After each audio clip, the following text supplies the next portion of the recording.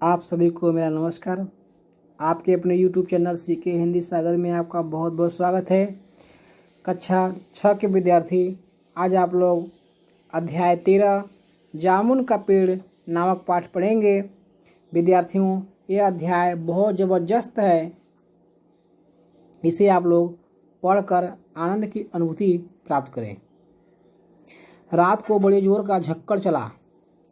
Secretariat के लान में जामुन का एक पेड़ गिर पड़ा। सुबह को जब माली ने देखा तो उसे पता चला कि पेड़ के नीचे एक आदमी दबा पड़ा है। माली दौड़ा दौड़ा चपरासी के पास गया। चपरासी दौड़ा दौड़ा क्लर्क के पास गया।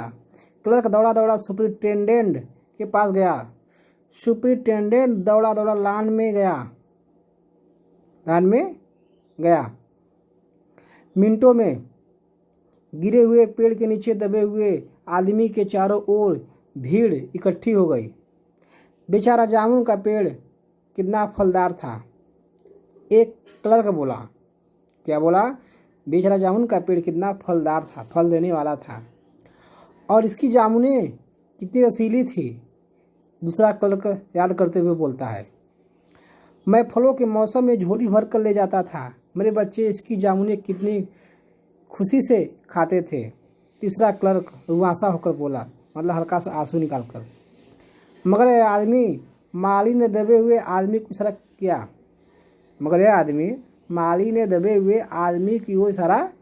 किया। हाँ, यह आदमी है। सुपरिटेंडेंट सोच में पड़ गया। पता नहीं जिंदा है कि मर गया। एक चपरासी ने पूछा। देखिए यहाँ पे यही है, एक व्यक्ति है जो यह दब गया है वृक्ष की नीचे। देखिए यह सब अपना देख रहे हैं, इधर एक उठा रहे हैं। उठाना चाहिए, दब गए हैं सब लोग। देखते हैं आगे। और मर गया होगा।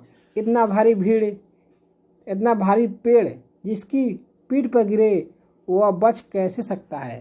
तो चपरासी बोला, नहीं, मैं जिंदा हूँ। दबे हुए आदमी ने बड़ी कठिनता से कराते हुए कहा, क्या?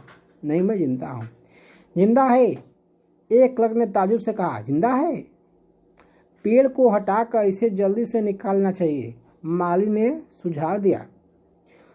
मुश्किल मालूम होता है, एक सुस्त और कमजोर चपरासी बोला। क्या मुश्किल मालूम होता है? पेड़ का तना बहुत भारी और वजनी है। क्या मुश्किल है? माली बोला, अगर सुपरिटेंडेंट साहब हुक्म दे तो अभी 15-20 माली चपरासी और क्लर्क लगाकर पेड़ के नीचे दबे हुए आदमी को निकाला जा सकता है। कौन दे? अगर सुपरिटेंडेंट साहब हुक्म दे तो 15-20 माली मिलेंगे, तब ऐसा काम होगा। माली ठीक कहता है। बहुत से क्लर्क एक साथ बोल पड़े। मालिक ठीक कहता है, लगाओ जोर, हम तैयार हैं। एक साथ बहुत से लोग पेड़ को उठाने को तैयार हुए। ठहरो, सुपरिटेंडेंट बोला। ठहरो, मैं अंडर सेक्रेटरी से पूछ लूं। सुपरिटेंडेंट अंडर सेक्रेटरी के पास गया। अंडर सेक्रेटरी डिप्टी सेक्रेटरी के पास गया। डिप्टी सेक्रेटरी ज्वाइंट सेक्रेटरी के पास गया। ज्वाइंट सेक्रेटरी चीफ सेक्रेटरी के पास गया। मिनिस्टर ने चीफ सेक्रेटरी से कुछ कहा। चीफ सेक्रेटरी ने ज्वाइंट सेक्रेटरी से कुछ कहा। ज्वाइंट सेक्रेटरी ने डिप्टी सेक्रेटरी से कहा। डिप्टी सेक्रेटरी ने अंडर सेक्रेटरी से कहा। फाइलें चलती रही। इसी में आधा दिन बीत गया। दोपहर के खाने के समय दबे हुए आदमी के चारों ओर बहुत भीड़ हो गई थी। लोग तरह तरह की बातें कर रहे थे।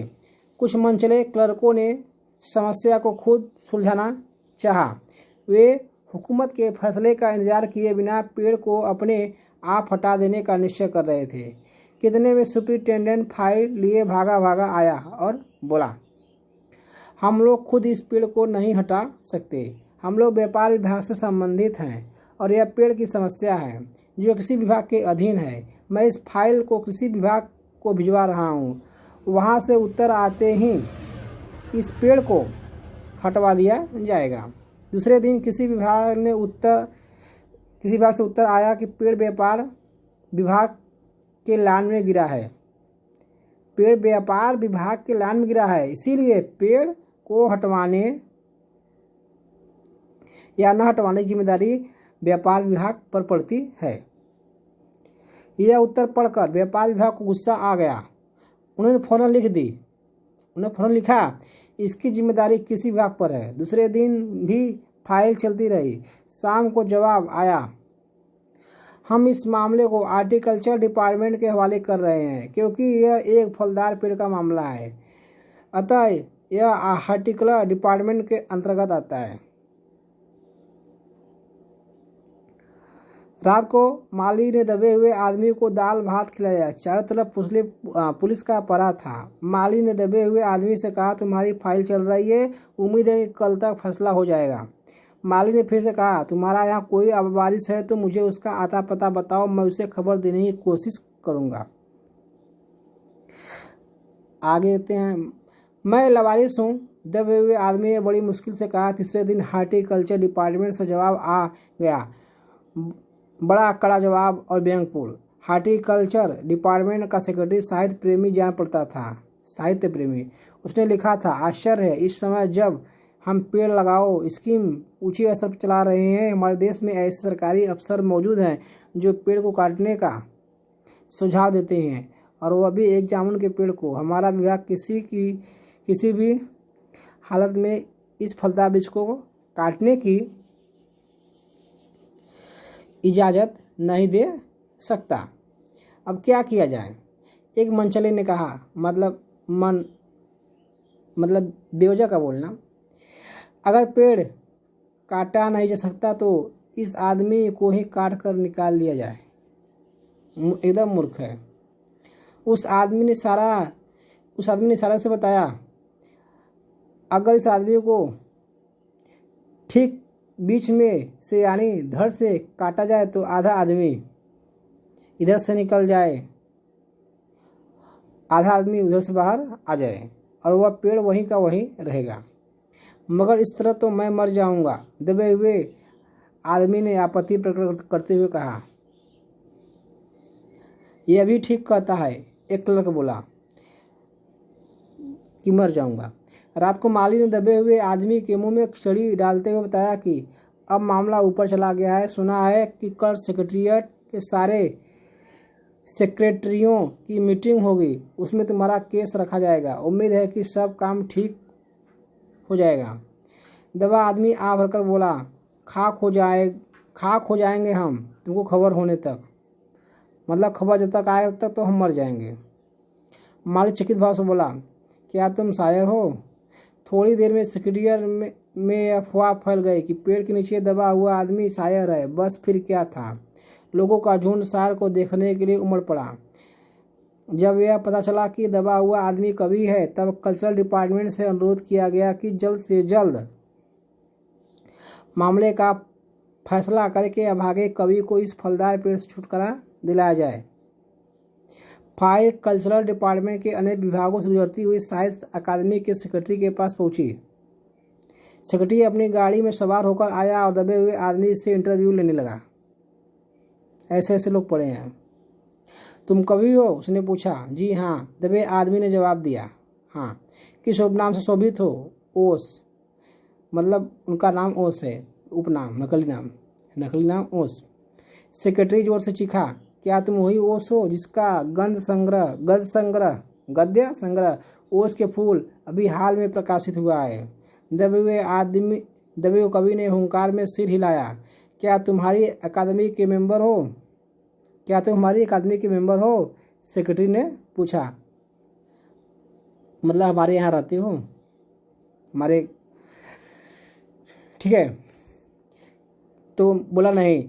आश्चर्य है, इतना बड़ा कवि, ओस के फूल लेखक हमारी अकादमी का मेंबर नहीं है? उफ, एक ऐसी भूल हो गई हमसे। कितना बड़ा कवि कैसी अंधेरी गुमनामी में दबा पड़ा है। गुमनामी में नहीं, एक पेड़ के नीचे दबा हूँ। कृपया मुझे इस पेड़ के नीचे से निकालिए, अभी बंदोबस्त करता हूँ। सेक्रेटरी बोला और उसने फौरन दूसरे विभाग में रिपोर्ट की। आगे देखते हैं।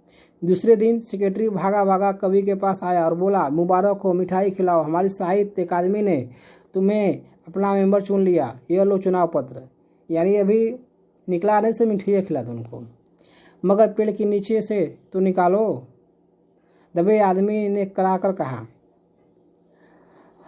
यह हम नहीं कर सकते, यह तो हम कर सकते हैं कि अगर तुम मर जाओगे तुम्हारी बीवी को वजीफा दे सकते हैं।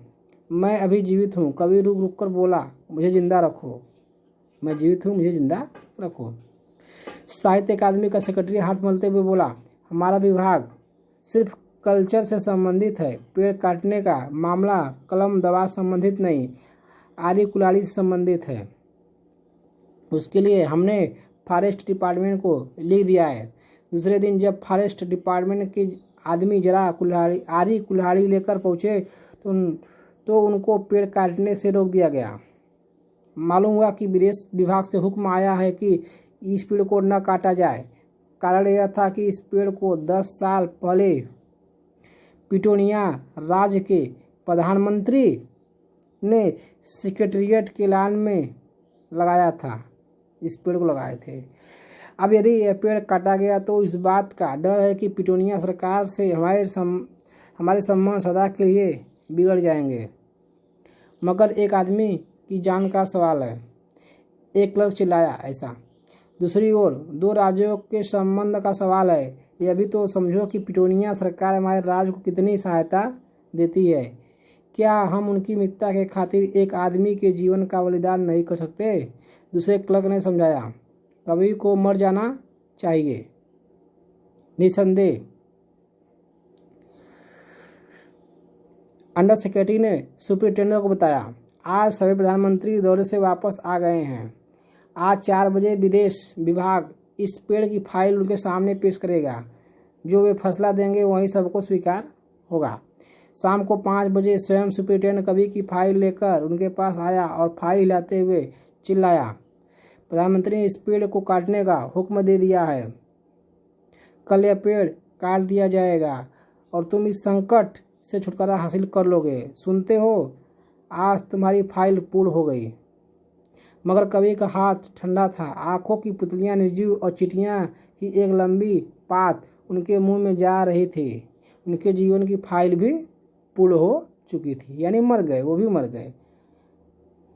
विद्यार्थीगण, यहाँ पे कुछ शब्दार्थ है, आप लोग वीडियो रोक करके भलीभांति से लिख लीजिएगा। इसके देखिए जो लेखक हैं यह कृष्ण चंद्र। विद्यार्थी हम आशा करते हैं कि आप सभी लोगों को ये कहानी बहुत अच्छी लगी होगी। जल्द मिलते हैं अगले वीडियो, तब तक के लिए बेस्ट ऑफ लक।